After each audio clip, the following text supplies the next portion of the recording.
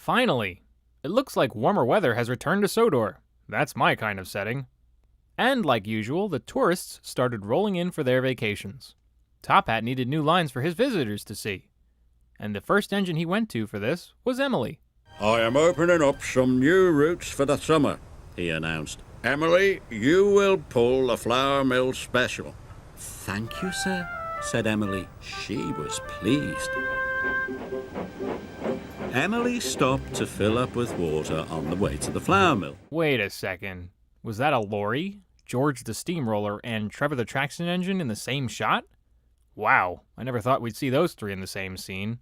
As Emily settled beside James, she told him about the line Top Hat gave her. James said she was lucky for not having to travel the Black Lock line. Why? Because of some creature called the Black Lock monster that lived there. "Black figures move in the water, then disappear." And he puffed away. Emily was pleased she didn't have to go to Black Lock. I could see why, especially if no one really knew what was there. Unless everyone keeps mistaking the dark figure with Harvey like that of Bad Day at Castle Lock in the prior season. However, even though Emily didn't have to travel that line, hers was not much easier thanks to the troublesome trucks. Emily was late delivering the flour, so there would be no fresh bread that day. The Fat Controller was cross. "This means I won't have any toast or crumpets for breakfast. If you are late again, you will have to do the Black Lock run instead of James." Oh brother, don't interrupt Top Hat's morning meal. After all, breakfast is supposedly the most important part of the day. And of course, Emily didn't like hearing what Top Hat said either. She was determined to be on time the next day. And she made her best attempt. But they weren't coupled up properly. Mustn't be late, They giggled. So Emily puffed quickly away. But only half of the trucks went with her.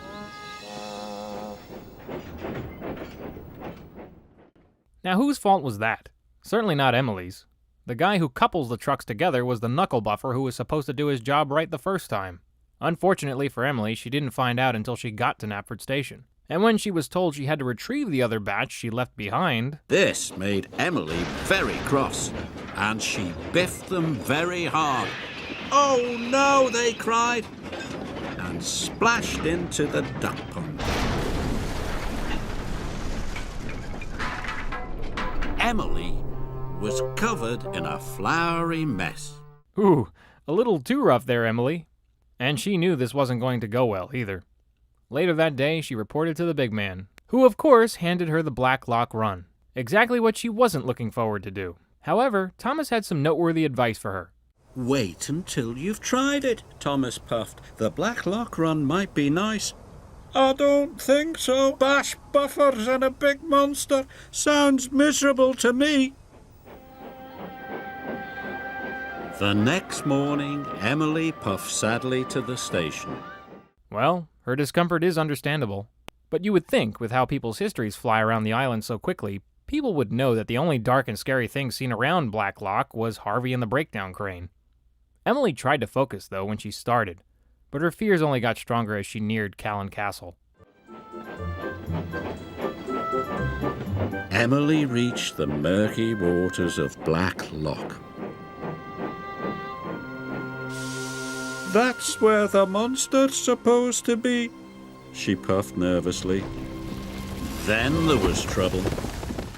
You know, if this was a common thing at this location, why haven't the proper safety measures been implemented yet to ensure this won't happen? I mean, seriously, Emily's train has children in it. What sane mind would allow children to ride a train that has rock slides happening on a day-to-day basis? Not to mention, some sea creature headed their way, too. Her boiler quivered and her valves rattled. She wanted to steam away. "I never want to see Black Lock again," she cried.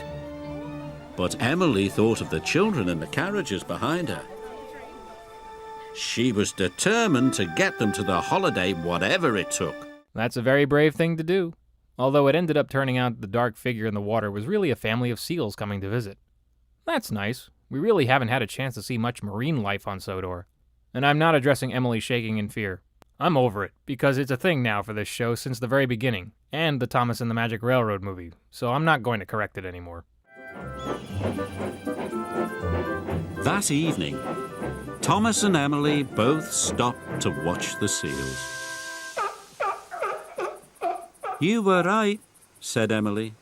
"Blacklock is a nice route after all." There you go. This was a better episode. While the story doesn't make sense in some respects, like how everyone still doesn't know that no monster exists in the lake, and that no engine should be able to move on their own, the narrative was fine.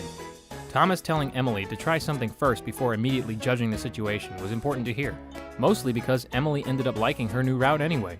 Not only did she get to see the friendly seals, but also not have to deal with the trucks. Let someone else deliver Top Hat's crumpets. Really though, someone should get those mountains in order if they continuously have rock slides happening that frequently. As for Emily, it was great to see that she got her own episode again. There also seemed to be some changes in her design, such as her buffers and face, which looks more matured. Still very pretty. The locations were nice, with Knapford Station, Maithwaite Station, the Flour Mill, and Callan Castle next to Black Lock. The way the seals were shown swimming to Emily was cool looking too. Oh, and let's not forget how Emily bashed those trucks into the ditch. She doesn't even know her own strength. The musical cues heard for this episode were Emily's entirely, and it all sounded great.